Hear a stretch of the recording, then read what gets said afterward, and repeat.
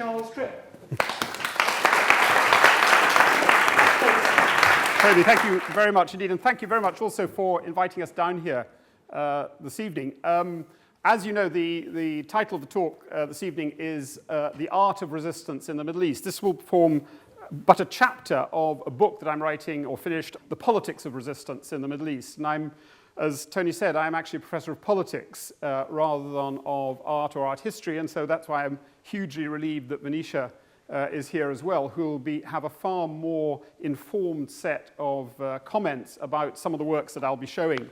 I was interested in looking at the art of the Middle East, resistance in the Middle East, because in thinking about how people resist power, one of the key questions is how they reverse or upend the ways in which power presents itself. How, by presenting performances, paintings, photography, graffiti, posters, how do they make a dent, if you like, or undermine people's confidence in power itself? And I just want to show the first example, which is by a Palestinian artist called Vera Tamari, who lives in Ramallah.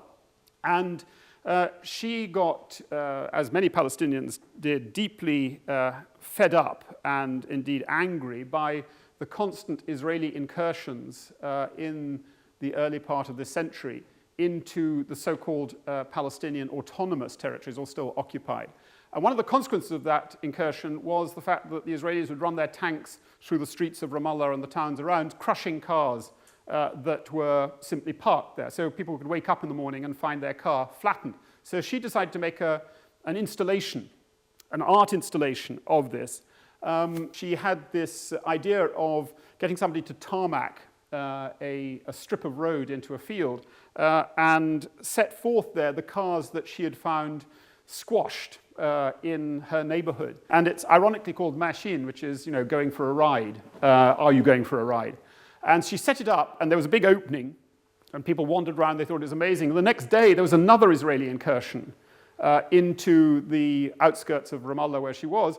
And to her amazement, because she lives very close by, 2 Israeli armored vehicles stopped and looked at this installation. And obviously something about it really bugged them, because they took their tanks and they rolled over the cars back and forth until they were completely flattened and squashed. The good thing is that Vera had the presence of mind to film all this.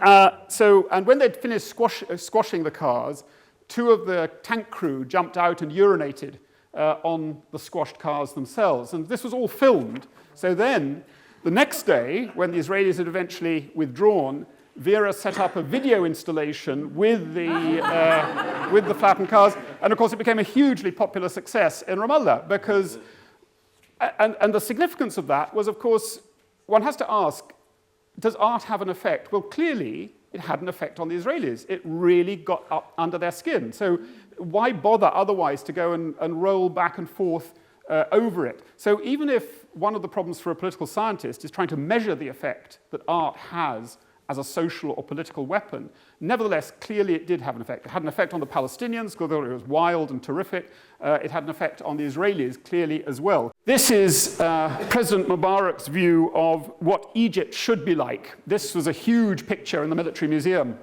that dominated Egypt for as long as he was president. As you know, events of this year has shown that the Egyptian people didn't quite look upon him in this way that would suggest that a grateful Egypt was welcoming him as their besuited savior to lead them into the future. And in fact, the picture at the top, where you have a big poster of Mubarak, which had been torn down and the demonstrators were treading on it, the publisher of the photographer and the news agency that dared even to take a photograph of that was arrested by the police very soon after that picture was taken.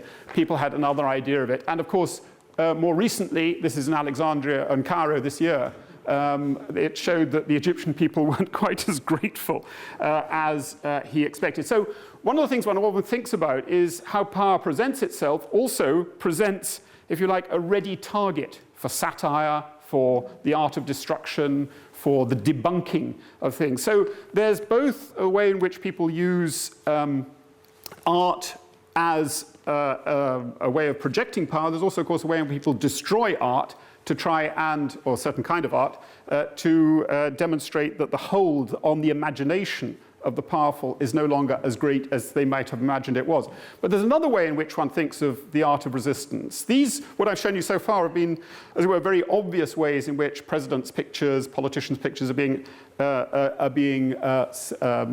attacked and therefore subverted. But one also thinks about one of the functions of the art of resistance, and certainly in the Middle East, is to undermine people's sense that the present situation is normal and that somehow inequalities, injustice, occupation is the normal state of affairs. And there's a wonderful billboard in occupied Palestine which is, as you notice, Walls. And of course, Walls ice cream is being made in the illegal settlements that have been established across the occupied territories. And a group of Palestinian artists thought, you can protest, you can hold up placards, but one way you do it is really get into people's heads, leading them to believe that this is actually going to be extolling the product of the settlements, but actually, of course, it's saying something very different, ice cream with the taste of occupation. Trying to, in other words, get through to people that things that they take for granted, things that normal things of life are actually part of an apparatus of power that is, in some sense, exploiting them or keeping them down. So, what I'm going to try and do in the talk is to think about the ways in which art has been used, and use different sort of types of art. So the first part, we'll be looking at posters and graffiti. Again, one might think a very obvious way in which the art of resistance is expressed. I'll also be looking at the ways in which people have tried to use art, posters and graffiti to, as it were, upend the existing views of power. And then I shall be turning to the way in which artists, in the sense of fine art and the kinds of works collected by the British Museum under Venetia's guidance, have also been politically engaged, ways in which different audiences perhaps are being reached, different messages are being put forward. But the posters and the graffiti, well, the posters, one could argue, in Palestine and Middle East generally, have been of a very similar kind than the one seen in many other places. In other words, emphasizing the flag, the identity, the cause, in some senses, putting people on the map. Again, very much a message to, in a sense, drive home to people through artistic forms, the ways in which a whole identity has been denied, Palestine, Palestinians, until recently, to try and, as it were, signal that this is something that is really something that cannot be ignored. Clearly, again, part of it is, in a sense, mobilizing people to armed resistance in one form or another. The notion that the use of weaponry to achieve the goal, whether it's done through a semi-humorous style or otherwise, is actually part of the mobilization of it. They've also, of course, used it to represent Palestine in one form or another through the olive tree and the gun, in a sense, demonstrating these two powerful symbols of Palestinian resistance. This one, which comes from, as were pictures of the camps of Palestinian refugees in Lebanon, where the Arabic says the giant has escaped from the bottle. In other words, a notion that if you keep people cooped up in refugee camps, something violent will come out of it, which in a sense is very much a message. But it's also a message of affirmation, that we will not stay cooped up forever. We will not accept the status that we've been shoved into by much of the rest of the world. Until you get to this, which of course is saying very obviously, I resist, therefore I exist. Another a sense in which resistance itself becomes a way of proclaiming Palestinian resistance. Again, some of it is secular, some of it is religious. That's the Dome of the Rock with a strangely Arafat-like headdress on top. In fact, it's very much the shape in which he used to wear it. So the identification of resistance with religious symbols, but also with secular symbols as well. The Palestinian people, this is by the PFLP, a Marxist Palestinian Front for the Liberation of Palestine, People's Front for the Popular Front for the Liberation of Palestine, which in a sense shows men and women equal and a people's revolution underway. Again, representations of women, often in certain views very traditional, in the sense that the woman is the supportive role for the male fighter. She's not only carrying the baby and a supportive role, but she has the gun as well as part of the part of the effort of resistance. And so you can see that the art of resistance in this sense is an art of proclamation, an art of affirmation, an art of mobilization, telling Palestinians who they are, what they should be doing, but also in a sense signaling to people elsewhere, both in the Arab world and beyond, that not only Palestine exists, but Palestinian resistance exists.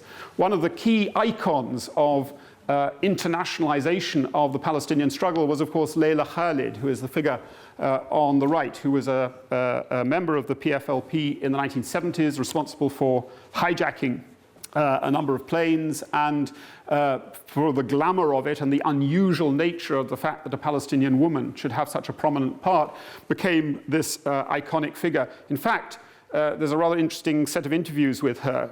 She then became a doctor, lived in Beirut, and had plastic surgery.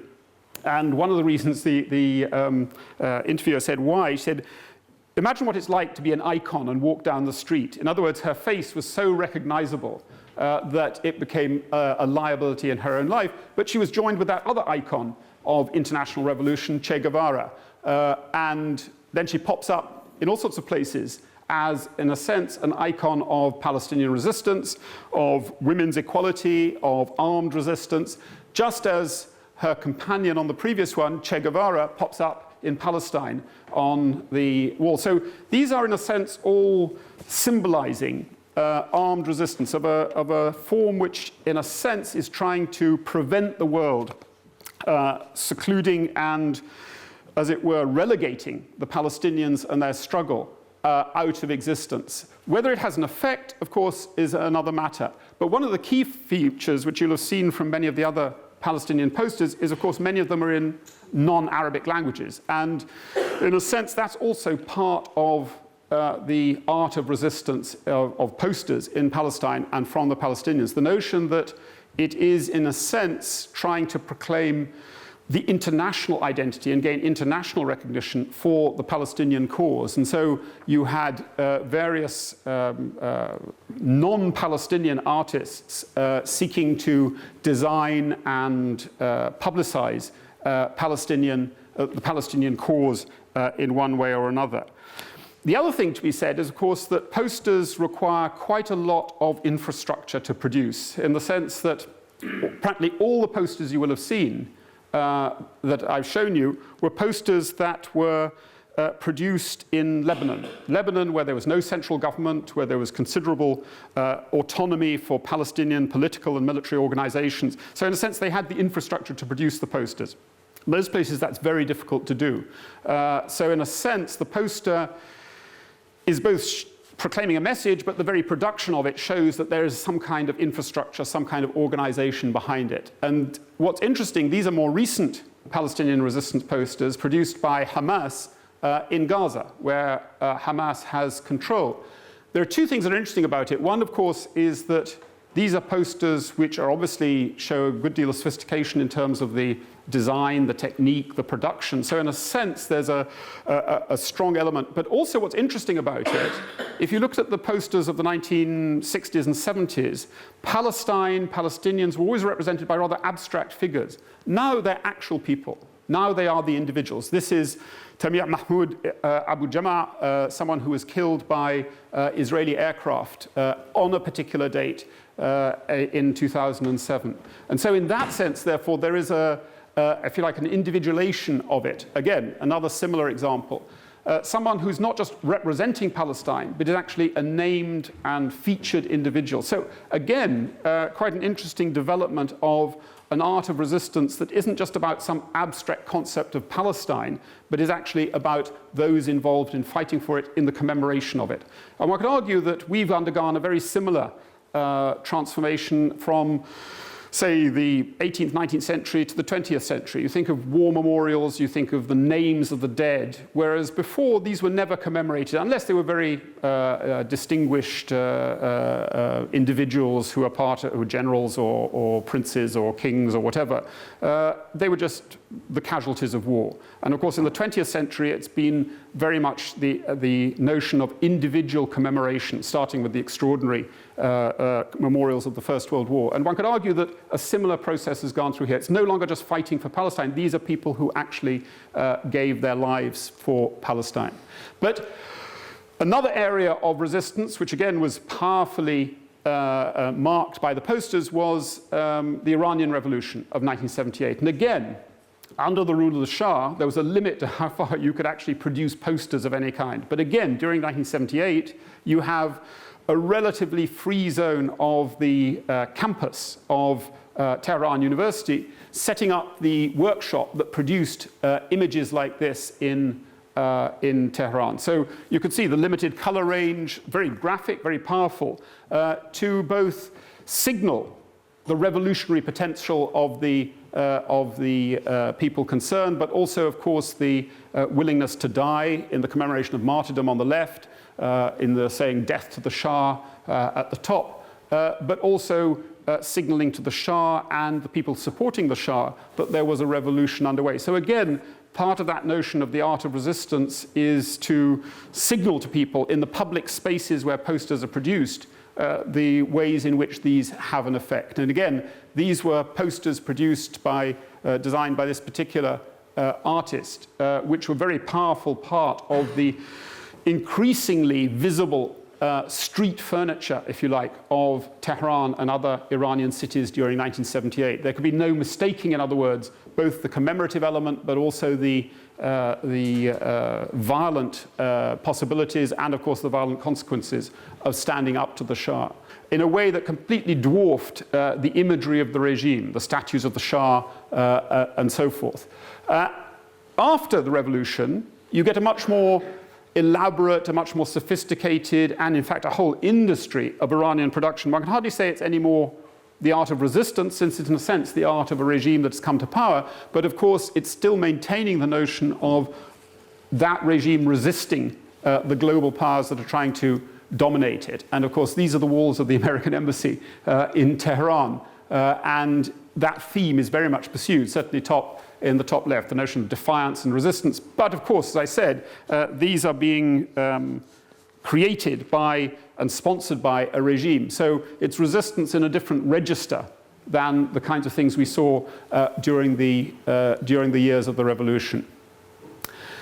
Another way of thinking about public art of resistance is not simply through posters, but through graffiti. Graffiti, if you like, is the low-tech equivalent of the poster. You don't need a great infrastructure. You need spray cans, you need wall space, and you need people who are willing to take the risk to go up and, as it were, spray their signals and write their signals on the wall. This is, in fact, a work which is at the British Museum by Leila Shawwa, called Children of War, Children of Peace. And what she's done is use the graffiti in the background to illustrate it. And this is her rather bitter comment on the so-called Oslo Accords that gave a degree of self-government to the Palestinians. What she was saying, and she says explicitly, is that under the Oslo Accords, the conditions of occupation remained.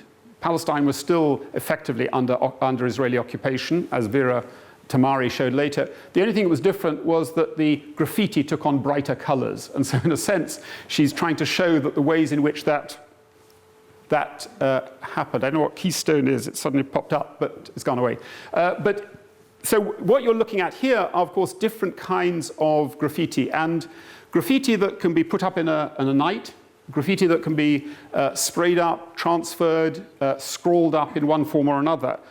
Again, performing many of the functions of the poster, but of course without the apparatus. So a group of people can come up and put it on the wall overnight and suddenly transform a public space. In other words, a square that looks like part of any old occupied square in Palestine suddenly becomes a site of resistance. Even though there's no fighting there, there is, in a sense, a strong sense of encouragement. This is, again, a graffiti in Gaza commemorating the death of that boy, Mohammed ad-Durra, who was shot with his father. His father tried to protect him at one of these terrible intersections of the Israeli occupiers and the Palestinian resistance. And so in a sense, he became, again, in some senses, an icon of Palestinian resistance. Again, the messages are messages both to the Palestinians, but also to the Israelis and to the international community. We will be back. In other words, that the refugee question is not simply a question of refugees, it's the question of rights of large numbers of Palestinians who lost their lands in 1948. And the constant reminder of that is a constant reminder to Palestinians that there is a cause, and of course to the outside world that there is a cause as well. In the year 2003-04, the Israelis sought to protect Israel itself from suicide bombing and other incursions by building this massive wall, in many places, in other places a fence, that would separate largely Palestinian territory from that of Israel proper. The thing about the wall, of course, as you can see, it gave a massive wall for unlicensed, unlimited, really, graffiti of one form or another. This is near a checkpoint in Ramallah. And this is the Palestinian side of the wall. The Israeli side of the wall doesn't have anything on it. The Palestinian side of the wall, initially, the Israelis tried to deter Palestinians from spraying things on the wall, but in the end realized that it was self-defeating. So, in a sense, anyone who goes there sees these messages of resistance, if you like, of defiance. And if there's a wall, and if there's graffiti, and if there's defiance, and if there's resistance, can Banksy be far behind? Banksy, the local boy from around here, I think. So again, the wall has been covered in some places by some amazingly imaginative graffiti by Banksy of, in a sense, trying to negate the apparent domination of the Palestinians. That is, trying to negate the way in which the wall restrains their lives, confines their lives, the way in which the wall had become a prison. And effectively, as some people said, a massive prison in which all the Palestinians are confined. So it's always, in a sense, themes of escape in one form or another. And what's interesting about that, of course, is the fact that Banksy doing these pictures, there's a very funny story which he himself talks about, is that while he was painting one of these pictures, an old Palestinian guy came along and said, oh, what you're painting is really beautiful. And Banksy, flattered, said, well, that's very kind of you. And I'm glad you like it. And the old Palestinian guy said, no, I don't like it at all. I hate it. I hate this wall. Go home. We don't want you to make it look beautiful. We want it to be as it is. In other words, it's both the symbol and the actuality of repressive occupation. So in many senses, therefore, and what's interesting, these pictures were taken quite a while ago. Now these pictures have been themselves overlain with graffiti of one form in another. Another sense of the art of resistance, if we had posters, which are in a sense putting forward a message, sending forward a signal, mobilizing people, one also has to think of what I call the art of defacement, the art of destruction. You saw some of it at the beginning with Mubarak. Now, this is not altogether what it's pretending to be. This is a picture of Saddam Hussein, which, interestingly, in Iskandariyah in Iraq, was photographed like that in 2009. In other words, some 6 years after the overthrow of Saddam Hussein. And one can't help feeling people kept it there to remind them that the old bastard had gone. In other words, there was a sense in which it was almost like a totem, a kind of protection. And the significance of that is that if one was talking about the effect of the art of resistance and the art of destruction, the art of defacement, there's a very significant incident reported, and I've tried to find out whether it's real or whether it's apocryphal, but most people seem to say it's real. I haven't been able to interview the person who actually did it. In 1991, when the Iraqi forces were being driven from Kuwait by the Allied coalition, they were fleeing northwards into Iraq. And one of the first places they come across would be Basra. And outside Basra was a huge picture of Saddam Hussein like that. And people have described how, at a certain moment, seeing the Iraqi forces come back, an Iraqi tank came back and its turret swiveled round and it blew the picture to pieces. And for many people in the south of Iraq, that was like a signal of liberation. They misread it to some extent, but to some extent it was true. In other words, what they saw it as is his hold is broken, the magic is broken. We can now overthrow this person, we can rise up, we can act and seize back our own destiny, as they did in Basra, in Najaf, in Karbala, in many cities of the south of Iraq.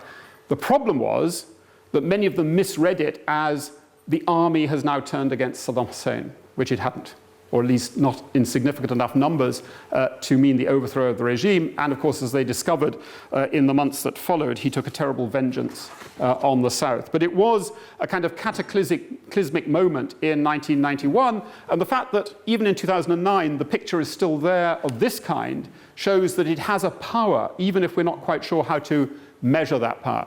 This was in 2004 in Syria, where Kurdish separatists or people, Kurds just wishing for a greater deal of autonomy and freedom, defaced, rioted, and of course the first thing they went to was to deface the statue of Hafiz al-Assad, the former president of Syria, the father of the present president of Syria, who's had his own face defaced in many places. And of course it's been a common theme of the uprisings of 2011, the defacement of the president. In other words, signaling to people that this person no longer counts. And when you think about it, it's the ubiquity of that face was everywhere. In other words, in every office, on every billboard, in practically every square and street was the face of Ben Ali in Tunisia, Mubarak in Egypt, of al-Assad in Syria, Gaddafi in Libya. And to be able to do this, in a sense, to draw the red line through them, to hit them with the shoes, was of course part of the power of what it is they thought they were unleashing in the Arab Spring of 2011. You could see in areas where Gaddafi's forces had been driven out, these are mostly from Benghazi, these are various precursors, if you like, to the death of Gaddafi himself, things you could never have done. And by just walking down a street where you could see the famous, it says, the monkey of the monkeys of Africa. This was satirizing Gaddafi's claim to be the king of kings of Africa only a few years ago. Here again, at the top, it says, the people have said their word. And the word is hang Gaddafi, obviously. So there's a sense in which the power of that, the feeling that it gives people, is, of course, enormously powerful. And if one's thinking about how do you bring people out onto a demonstration, how do you encourage them to demonstrate, then that's part of it. But it's partly against against the leaders, but in a sense, as this graffiti from Cairo demonstrates, it's also showing something about the nature of the uprising itself. This is, if anybody's been to Cairo, they know perfectly well these little bicyclists who run around with these huge baskets of bread on their heads, who wobble around amongst the traffic. And here you have a confrontation between a tank and the bread carrier, in effect between the military apparatus and the security state and the ordinary people of Egypt. These are, again, by an Egyptian graffiti artist who is trying to make his message very clear. And of course, the message on the left and on the right is still very current in Egyptian politics, to break the power of the military, to break the power of foreign countries that wish to interfere in the Egyptian revolution. But what's also interesting, rather as in the case of the martyrs killed in the service of Hamas in Palestine in the posters, Samir Rafat and Tariq Abdelatif are two people who were killed in the uprisings against Mubarak in January. And Ganzia, the same person who did the bread man and the tank, seeks to commemorate them as individuals. It's no longer just a symbolic aspect of an Egyptian or the Egyptian people. These are real people who had a real life, an engineer, a student, and so on. And it shows that they died for Egypt. They died for Egypt's revolution. So again, a powerful way in which the art of resistance is not just advertising or symbolizing a cause, but is actually demonstrating the lives of individuals. And to some extent, it's the same in Tunisia. This is a chap called JR and his team who've done this amazing work in Brazil and other places, projecting huge pictures of ordinary people onto cityscapes of Brazil and elsewhere. And this is his effort in Tunisia, where effectively that would have had a big picture of President Ben Ali. Now it just has a picture of an ordinary Tunisian. And he went around Tunis doing the same thing. A burnt-out building that belonged to the ruling party in Tunis is now covered with the faces of ordinary Tunisians. These aren't prominent people, these aren't distinguished people, these are just ordinary Tunisians.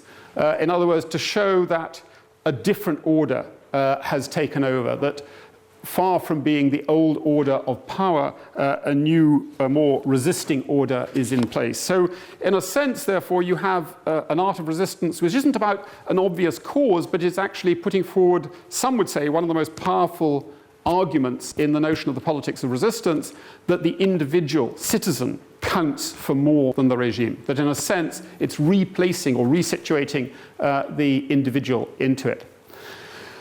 Now we come to more the ways in which, and this is Leila Shawa again, have tried to use fine art. What I've talked about so far have been posters, graffiti, the art of defacement, destruction. These are all art taking place in very public spaces, the places where there are demonstrations, the places you're trying to mobilize people in one form or another.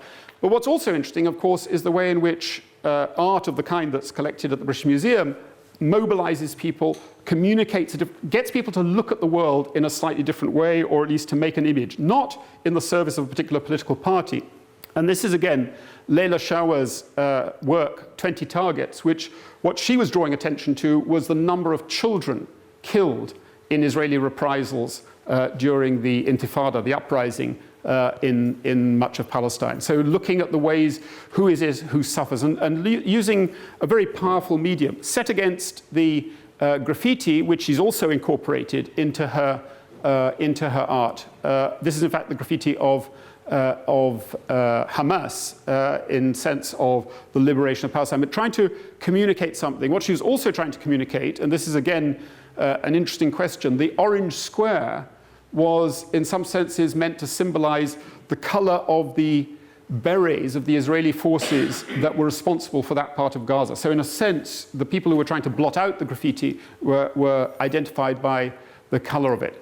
Equally, Palestinian artists have sought to remind people of what happened to Palestine in 1948. And this is Ismail Shammout and his wife, Tamama al-Akhal, both, in a sense, refugees from the expulsion of most of the Palestinians in 1948, reminding people, these of course painted much later, so there's a kind of nostalgic element to it, but they're trying to, in a sense, contribute to the recreation of a Palestinian memory. These are much more contemporary by an artist from Gaza, Raed Issa, who is again drawing attention to the deaths, the violence and the casualties that have been caused by this endless conflict in terms of quite modest-sized and, in a sense, not propagandistic in the obvious way, but a way in which trying to suggest through these very, I think, poignant drawings of the human toll of occupation and resistance itself. But in doing so, of course, therefore, trying to remind people that in resisting, it carries in political resistance, carries a cost, and in some senses is therefore encouraged as well in some senses. And this is a work by Khalil Rabah, dictionary work. What he's taken is taken a dictionary, and the only bit of the page that's not covered in nails is the word Philistine. And as you know, in English, rather derogatory set of interpretations, understandings, and definitions around it. But of course, using the nails is supposed to evoke, and it does, I think, quite effectively, the violence of the situation. That in a sense, not only does it evoke the notion of the prison of the Palestinians, the Philistines, but in a sense, the nail bombs that they have used in suicide bombings to respond to their predicament. What's also interesting is, of course, that I've looked at Palestinian artists, but also a similar set of concerns come out of a number of Iraqi artists. And if one thinks of a country that has been beset by violence, war, occupation, you can see that Iraq has also been very much part of it. This is by Salam Khader, and he was an artist who, in a sense, was trying to express through his art and therefore, in a sense, resist what had happened to Iraq. Not, again, in any way of supporting the projects of the government itself.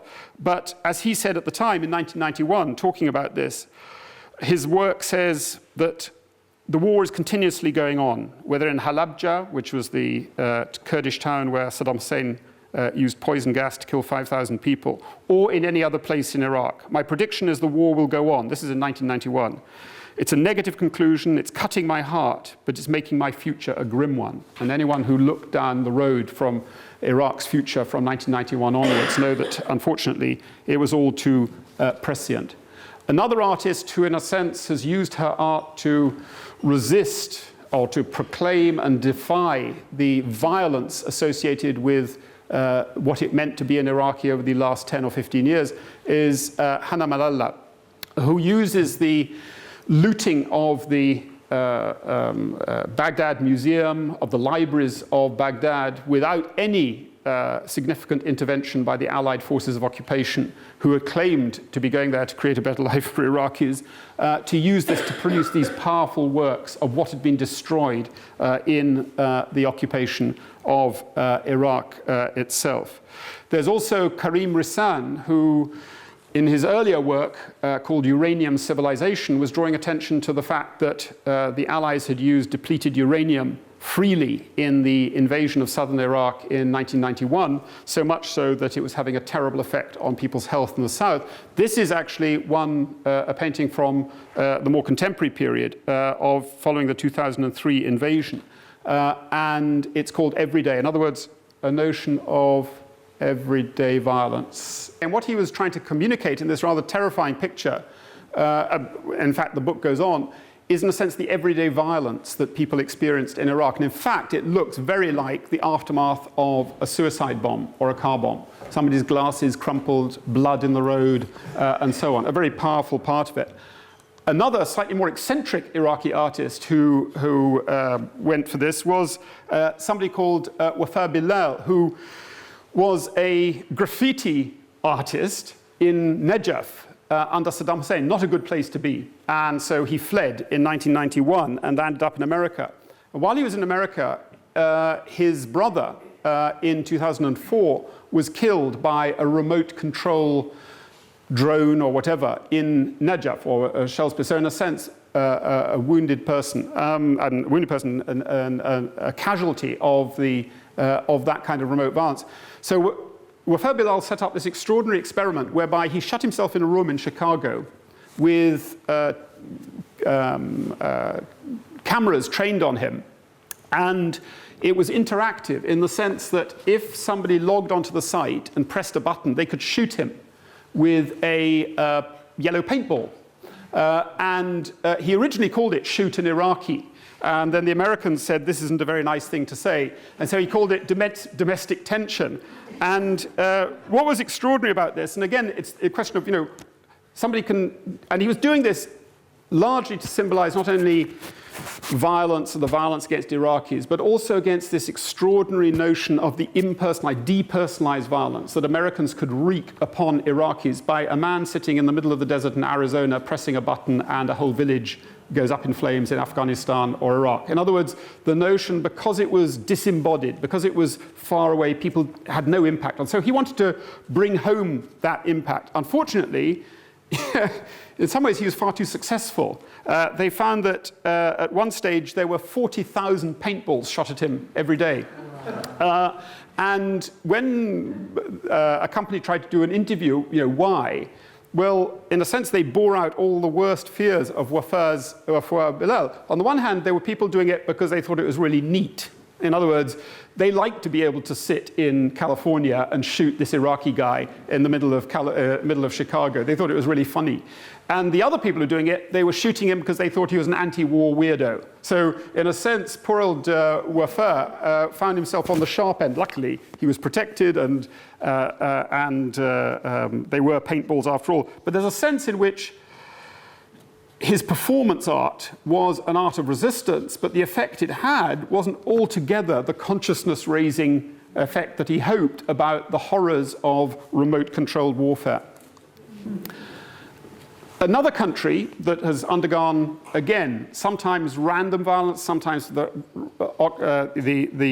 violence of the occupier, sometimes civil violence, has been Lebanon. And in a sense, many of the pictures I'll show you, or the art of resistance in Lebanon, have been geared not so much to a foreign occupier, as in Palestine or in Iraq, a clear target, but almost against the Lebanese themselves, what they've done to themselves in the years of violence. And this is an extraordinarily beautiful book in the British Museum by Etel Adnan.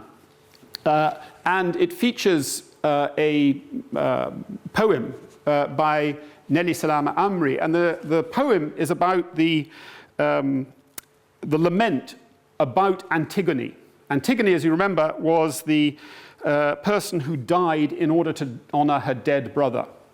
And what she says is that, and this is why Nelly Salama Amri wrote it, was that the problem with Antigone was that she cared more about the dead than about the living. And in a sense, Etel Adnan was trying to do exactly the same thing. This rather beautiful book actually has a very sinister message. The first line says, "Today is a blessed day. Today is a day of a holiday for the snipers." So in a sense, it was trying to, again, rather like Karim Hassan, deal with the everyday violence encountered by people in Lebanon. Another approach to this, drawing attention to the kind of violence that people have been forced to face in the everyday, is by this extraordinary book by Walid Rad, who invented a fictitious character called Dr. Fahouri, and he documented all the cars used in car bombs in the Lebanese Civil War. And he got the pictures from, he got the make, he got the color, he got the year, he got the number of people killed, the amount of explosive used. So in a sense, it's like an extraordinary documentation using very everyday objects. These are the cars, pictures taken from, motoring magazines, advertising different kinds of Peugeot, Chevrolet, or whatever, trying to, again, draw attention to the everyday nature of the violence. This painting, or this picture, is by John Jarrage, who's an American Lebanese artist. And what he's done is to take everyday pictures of Beiruti buildings and distort them, and in a sense, look as if they are splattered with blood. That's what he's done for the physical structure and what the Lebanese have done to their own cities. But this is, in a sense, also what they've done to each other. And this is an extraordinary series of huge negative photographs printed on metal in gunpowder, I think, in which he's basically taken pictures of individuals shot during the Lebanese Civil War, lying in the street, and he's upended them, and it looks as if they're dancing. It looks as if they're, in a sense, so he's called them the undead, the people who were the casualties of this terrible violence that the Lebanese had inflicted upon themselves, and then, in a sense, celebrating a life that was not to be theirs.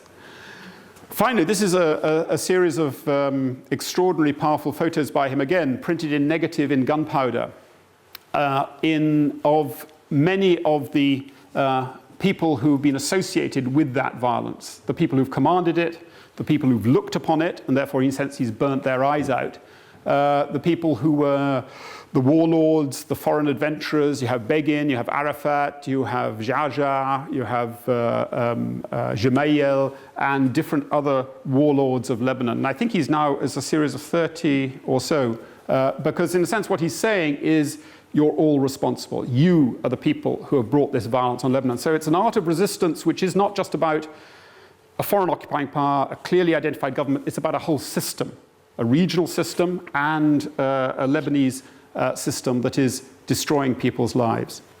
Finally, I turn to Iran to look at the ways in which an art of resistance has been deployed, again, in Iran in particular. And of course, when one thinks of the art of resistance, and you think about the Palestinian art of resistance, or the Lebanese, or the Iraqi, they've been seeking to resist the forms of power, sometimes very violent, imposed upon people. And clearly one of the targets of the kind of repressive power exercised by the Iranian regime that's been used has been the body of women. In other words, women artists and male artists have used the portrayal of women to demonstrate a resistance to what they have been made to be through the forced wearing of certain kinds of clothes to restriction in public life and so on. And these are by Shireen Neshat, and the verses are by a very famous Iranian feminist writer. So in a sense, what looks first glance as a kind of rather conventional picture of Iranian women in the service of the Islamic Republic turns out to be something very subversive, very different indeed. These, again, are subversive intents of Farkhonde Shahroudi's views, and there's particularly the one on the right, which are two black gloves of the kind recommended for proper Islamic dress, sewn together by stitched calligraphy of the text. So in a sense, what she's trying to say is that something that should be a perfectly normal part of attire, possibly, had turned into handcuffs sanctioned and kept in place by the very texts themselves that the religious leadership has sought to impose upon people. So again, in a sense, making that view.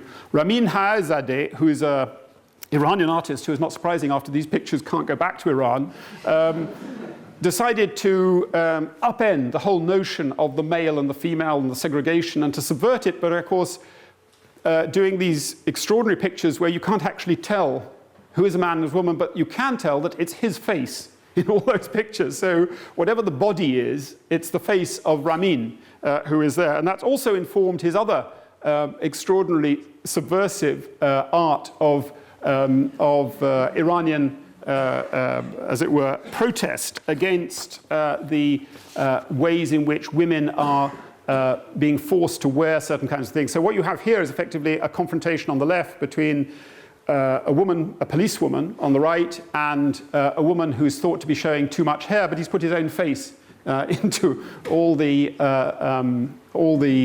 costumes, both the policemen, the women being arrested, and the policewomen, to, in a sense, make a nonsense of the forced segregation of men and women.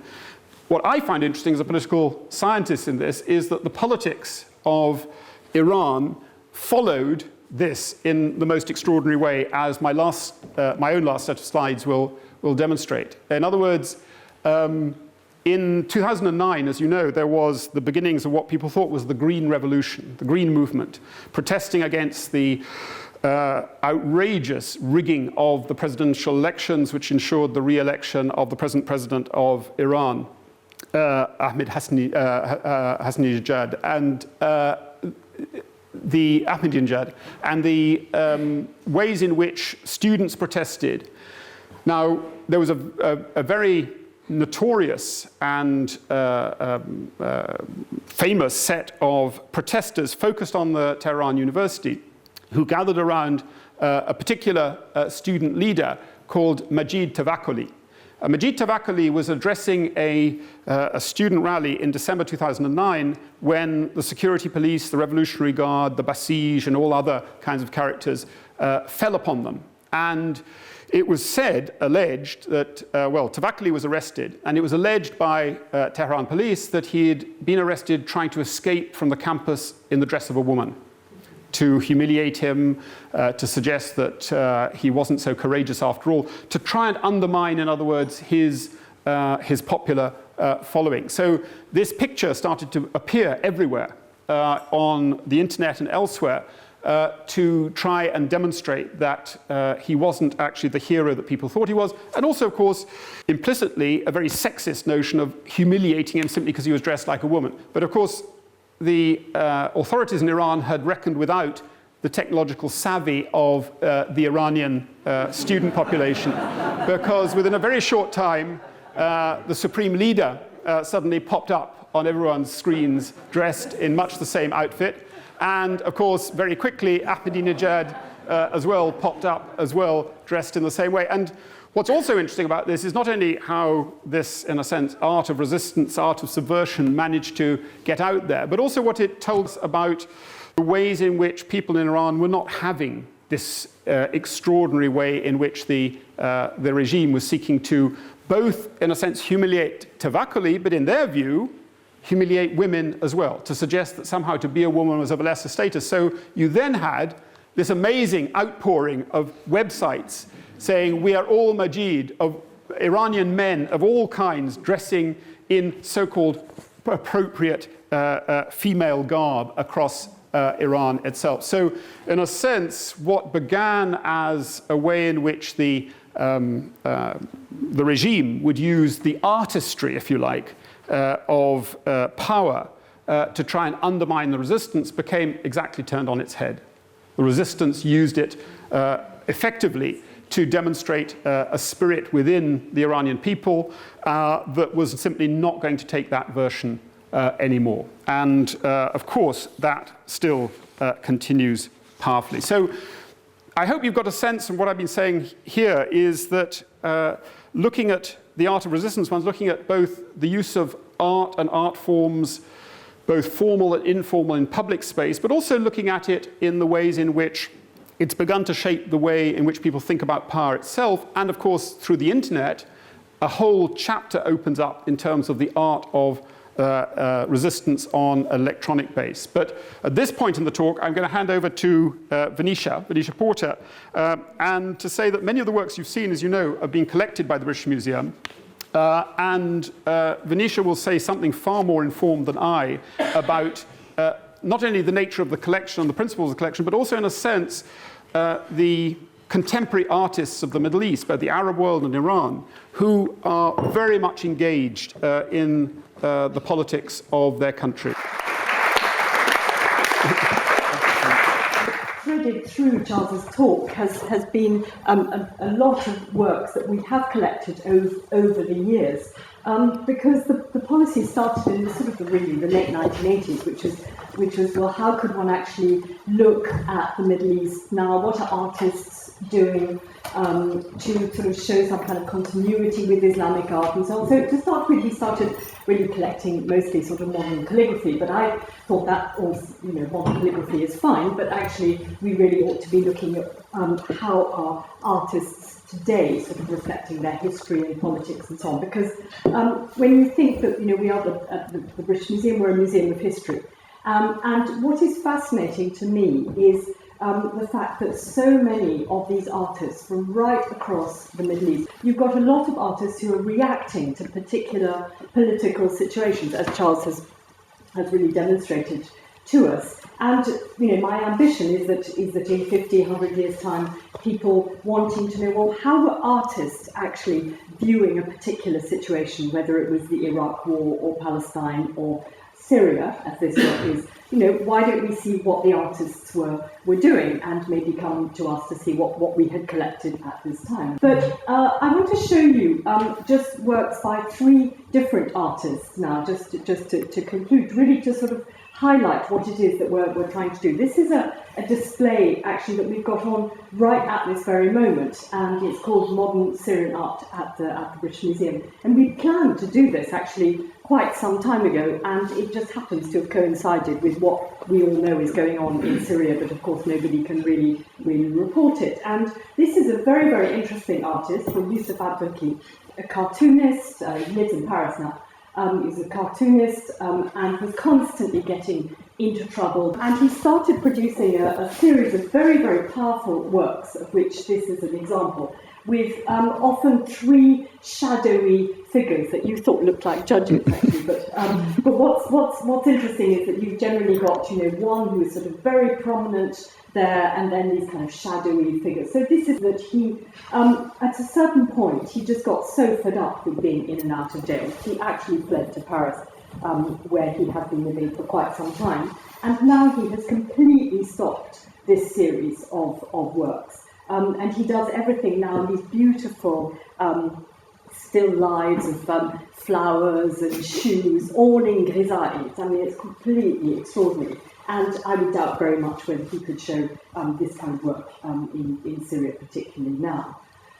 This is the brother of the artist that Charles showed, Ramin Hairizadeh. This is Rukni Hairizadeh. I don't know, some of you may have seen there was an extraordinary exhibition Beyond the Veil. A lot of these exhibitions to do with Middle Eastern art have got veil in them. Beyond the Veil, I think it was called. And Rukni and his brother have, well, they can't work in Iran at the moment, because you can obviously see the kind of work that they do. So Rukni, what he was doing with this work was that he was sitting in Dubai at the time of that of when they had those kind of fake elections. And so he was taking photographs of what he was seeing on his TV screen in Dubai. They can't go back, and yet this is the art that they want to produce. So there must come a point when actually, what do you do as an artist? I think it's actually very, very difficult dilemma, must be. And then finally, this is a Bahraini artist called Wahida Malula. These works were acquired as part of a very interesting project. So we each were given a certain amount of money and bought some art, which each one actually stays within its institution, but we work together as institutions to make this collection. And the important thing about that is that at the V&A they have a national collection of photography, so they really understand about the history of photography. I was coming at it from a different perspective of the knowledge of Middle Eastern art, and to some extent thanks to Charles Button, the political situation. And so we've created actually a very, very interesting collection, which is going to be on show next year at the V&A. But Wahida Malula is a particularly interesting artist in this context that we're talking about today. So she is a Bahraini Shia, and she's showing something which I had to really drag it out of her, actually. When I saw these photographs, I was very struck by them, but I couldn't actually understand what it was. And finally, she told me that the Shia have a particular tradition of the visiting of graves and the touching of graves of particularly good people. And so by touching that grave, you then get transferred to you, this sort of, the baraka, as it's called. It's the blessings and so on. And this is a very strong Shia tradition. What she has done is she's sort of taken it one step further, and she's actually lying down on the graves and actually sort of having them as sort of part of her in a sense. So this is actually very, very powerful work. And as you all know, the Shia are having an extremely difficult time in Bahrain, and I think that she is finding it very difficult to show her work as well. So something that we can do at the British Museum, it's obviously very different, as Charles was saying, the art that is very public, the art that is the graffiti art and the posters and so on. What we're looking at now is art which is sold to collectors, to museums, appears in auction houses. And more, the auction houses and the dealers and so on are encouraging artists. There's something very interesting going on, which is that artists are being encouraged to do sort of more edgy stuff, because that's what the West wants. And there have been a lot of complaints by Middle Eastern artists when galleries and so on go and meet the artists and say, well, what have you got? No, that's not kind of edgy enough, that's not exciting enough. And so in a sense these Middle Eastern artists are a little bit caught, because their instinct often is to produce art that is reflective of their political situation. But at the same time, quite a lot of them, just want to do landscapes, and so the big galleries and so aren't looking at them. It's a very, very interesting thing that is going on with Middle Eastern art at the moment. They're in the last 10 years or so, there've been massive auctions of them, particularly in Dubai and elsewhere, and it's very much a kind of growing field. And so at the British Museum, we've tried to create a kind of niche for ourselves. We only basically collect work on paper, to collect work that tells very, very particular stories. So I think with that, I'll stop and we can then, if there are any questions. No. That's okay, we leave it there.